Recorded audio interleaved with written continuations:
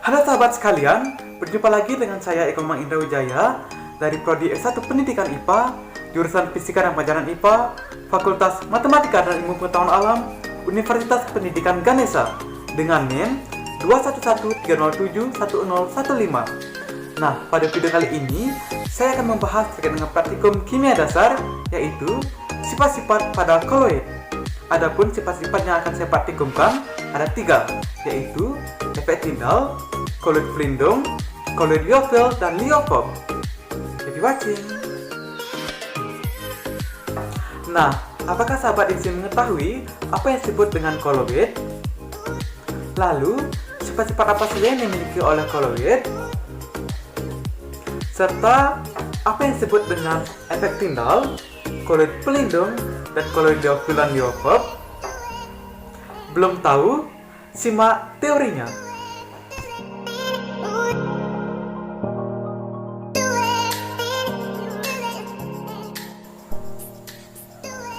Koloid berasal dari bahasa Yunani yaitu kola dan oid, merupakan suatu bentuk campuran yang keadaannya terletak antara larutan dan suspensi. Hal itu dikarenakan jika dilihat secara makroskopis koloid nampak homogen seperti larutan, namun apabila dilihat secara mikroskopis maka terdapat perbedaan antara partikel koloid dan pelarutnya, seperti halnya suspensi. Ukuran partikel koloid berkisar antara 1 hingga 100 nanometer.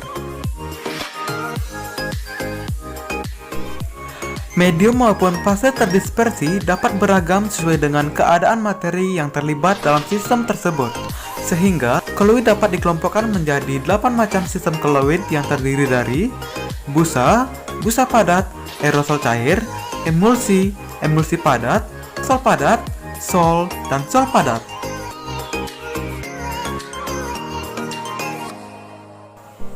Koloid memiliki beberapa sifat yang terdiri dari 8 sifat koloid, yaitu efek Tyndall, gerak Brown, absorpsi, elektroforesis, koagulasi, koloid dialisis, koloid pelindung, serta koloid Liouville dan Liouville.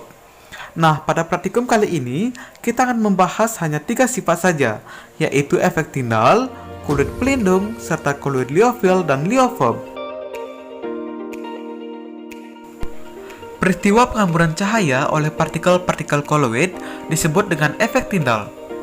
Efek Tyndall bergantung pada jenis sinar dan ukuran partikel. Apabila sinar dilewati ke koloid dan larutan, maka di koloid sinar akan dihamburkan, sedangkan pada larutan sinar tersebut akan diteruskan. Terdapat koloid yang bersifat melindungi koloid lain supaya tidak mengalami koagulasi. Koloid semacam ini disebut dengan koloid pelindung. Koloid pelindung ini membentuk lapisan di sekeliling partikel koloid yang lain sehingga melindungi muatan dari koloid tersebut. Cara kerja koloid pelindung adalah membentuk lapisan sekeliling koloid yang dilindungi untuk menjaga agar koloid tersebut tetap bermuatan stabil. Koloid memiliki medium dispersi cair dibedakan atas koloid Liouville dan koloid Liouville. Klasifikasi ini berdasarkan interaksi antara partikel terdispersi dengan medium pendispersinya. Koloid Liouville adalah koloid yang fase terdispersinya suka menarik medium pendispersinya yang menyebabkan gaya tarik antara partikel-partikel terdispersi dengan medium pendispersinya kuat. Sedangkan untuk koloid Liouville adalah sistem koloid yang fase terdispersinya tidak suka menarik medium pendispersinya. Bila medium pendispersinya air, maka koloid Liouville disebut dengan hidrofil, sedangkan koloid Liouville disebut dengan koloid hidrofob. Oke, itulah tadi dasar teori dari pelaksanaan praktikum kali ini. Untuk praktikum yang pertama, kita akan melaksanakan percobaan terkait dengan sifat koloid, yaitu efek Tyndall.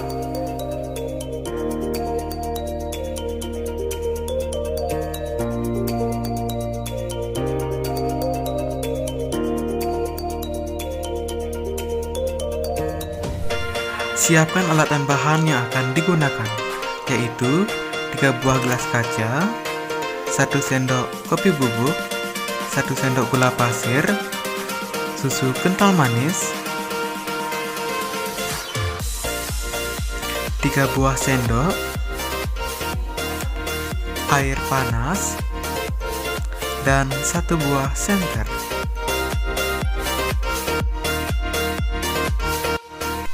Langkah kerja. Setelah semua alat dan bahan disiapkan, air panas dituangkan ke dalam masing-masing gelas dengan sama rata secukupnya.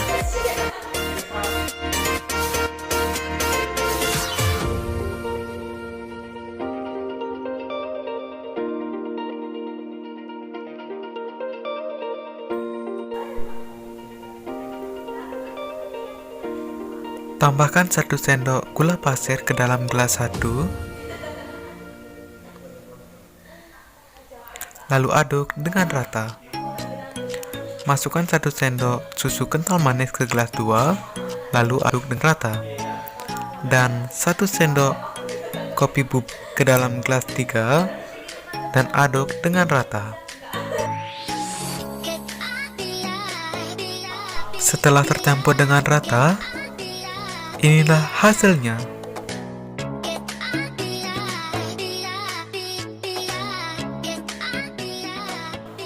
Hidupkan senter, lalu arahkan berkas cahaya menuju masing-masing gelas.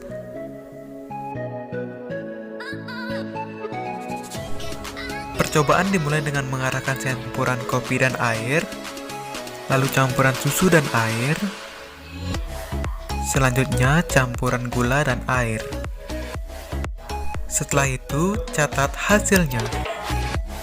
Nah, pada ketiga gelas ini telah diketahui bahwa gelas 1 dan 2 yaitu berisi larutan gula dan susu tidak mengandung endapan. Sedangkan untuk gelas ketiga yang berisi campuran air dan bubuk kopi, terdapat endapan kopi pada dasar gelas.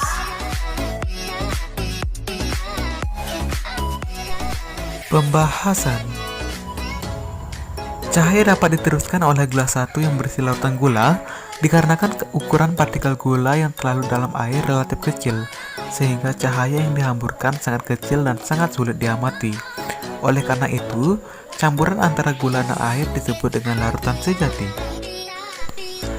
Cahaya dapat dihamburkan pada gelas 2 yaitu campuran air dan susu, serta gelas 3 yang berisi campuran air dan kopi, dikarenakan partikel susu dan kopi yang tersebar dalam air memiliki ukuran partikel yang relatif besar sehingga dapat menghamburkan cahaya.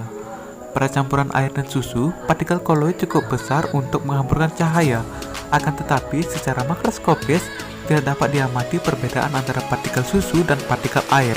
Oleh sebab itu, air susu disebut dengan koloid. Sedangkan pada campuran kopi dan air terdapat perbedaan partikel yang dapat diamati secara makroskopis, berupa terdapatnya endapan pada dasar gelas, sehingga campuran air dengan bubuk kopi disebut dengan suspensi. Nah, bagaimana sahabat? Menyenangkan kan? Untuk praktikum yang kedua, kita akan melaksanakan praktikum terkait dengan sifat pada koloid, yaitu koloid pelindung. Happy watching!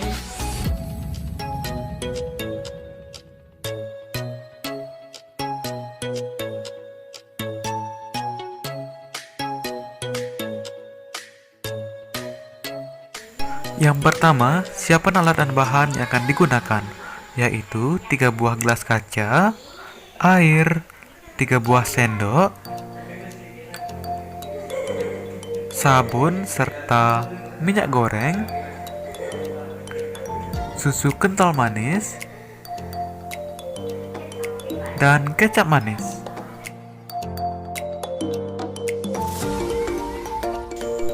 Langkah kerja.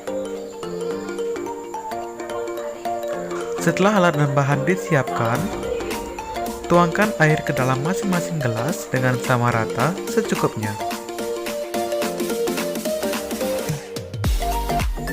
Selanjutnya, masukkan 1 sendok makan minyak goreng ke dalam masing-masing gelas. Lalu aduk dengan rata.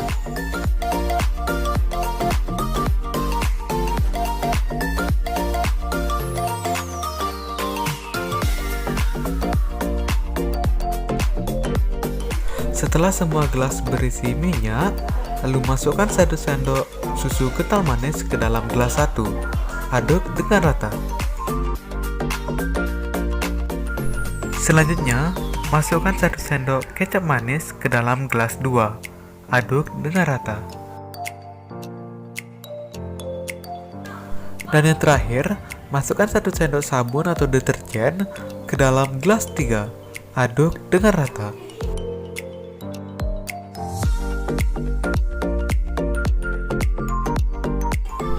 Nah, jika sudah diaduk dengan rata, inilah hasilnya.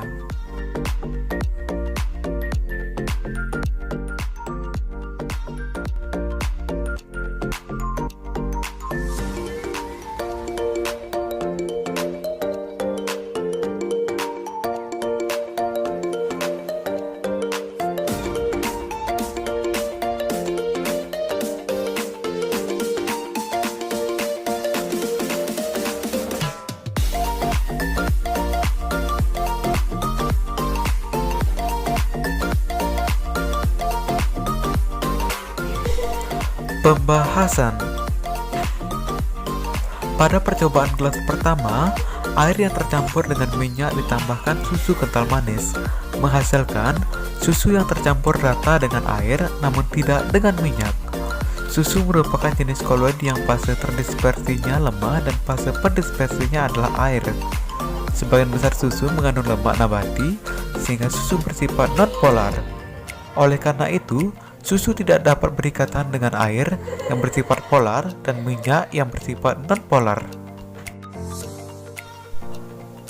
Pada percobaan kedua, air dan minyak ditambahkan kecap, menghasilkan kecap dan air berhasil tercampur rata, namun minyak masih terpisah dan terbentuk pembatas. Minyak berada di posisi atas. Kecap mengandung campuran homogen serta bersifat non-polar. Hal itu dikarenakan kecap sebagian besar mengandung asam amino, sehingga kecap tidak dapat mencampur air dengan bersifat polar dan minyak yang bersifat non-polar. Pada percobaan gelas ketiga, campuran air dan minyak ditambahkan sabun. Dari percobaan tersebut, dihasilkan campuran yang rata antara air, minyak, dan sabun. Sabun merupakan salah satu emulgator yang dapat menstabilkan emulsi.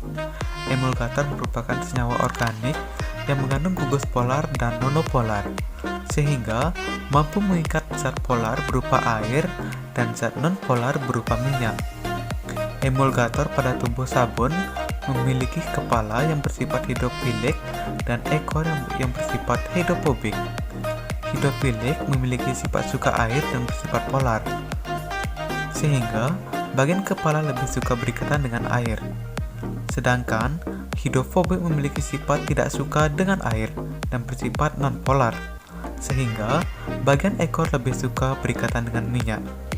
Ketika sabun dilarutkan ke dalam air, maka sabun akan bekerja seperti emulgator. Itulah mengapa minyak dan air dapat tercampur dengan rata menjadi satu.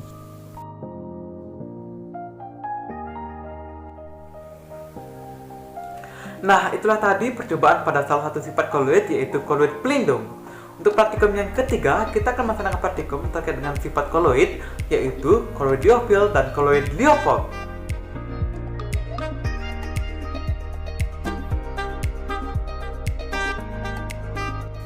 Yang pertama, siapkan alat dan bahan yang akan digunakan, yaitu 2 buah gelas, mayonaise secukupnya, 2 sendok makan tepung kanji, 2 buah sendok, air panas, dan panci.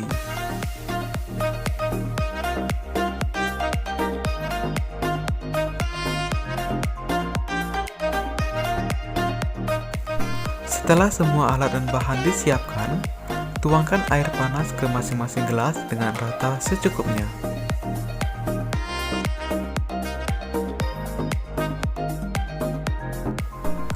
Masukkan 1 sendok mayonaise ke dalam gelas 1, lalu aduk dengan rata.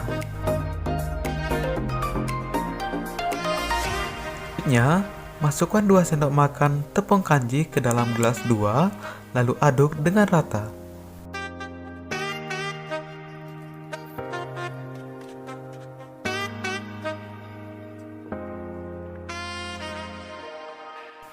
Selanjutnya, campuran di gelas 2 dituangkan pada panci, lalu dipanaskan dengan api sedang. Sambil diaduk ya sahabat.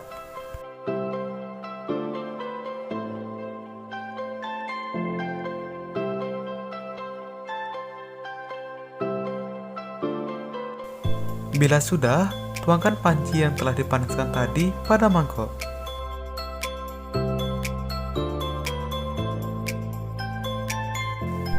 Nah, inilah hasilnya. Amati lalu catat hasilnya ya sahabat.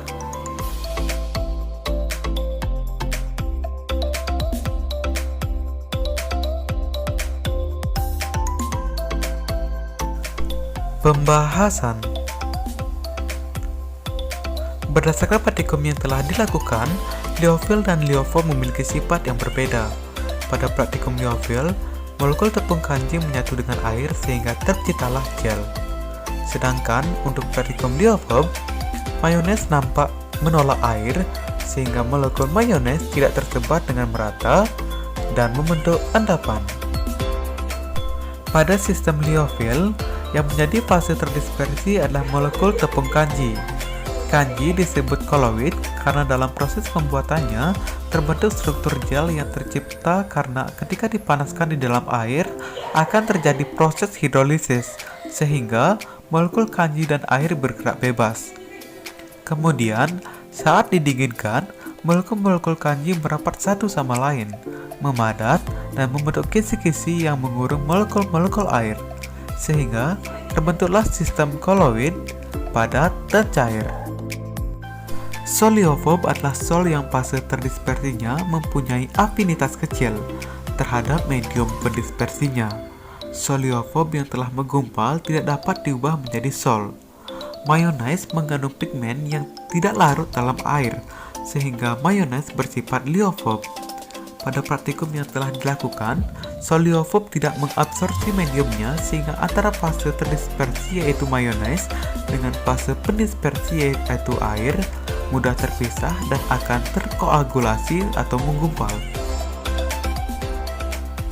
Nah, itu tadi praktikum yang telah kita lakukan bersama terkait dengan mata kuliah praktikum kimia dasar, yaitu terkait dengan sifat-sifat pada koloid, di mana kita telah mempraktikumkan tadi terkait dengan 3 sifat pada koloid, yaitu efek Tyndall, koloid pelindung, dan koloid liofil dan liofob. Terima kasih karena telah menonton video ini, dan semoga apa yang telah kita bahas bersama dapat bermanfaat bagi kita semua. Minum jamu di Himalaya, baliknya makan sirih. Sampai bertemu di video selanjutnya. Terima kasih.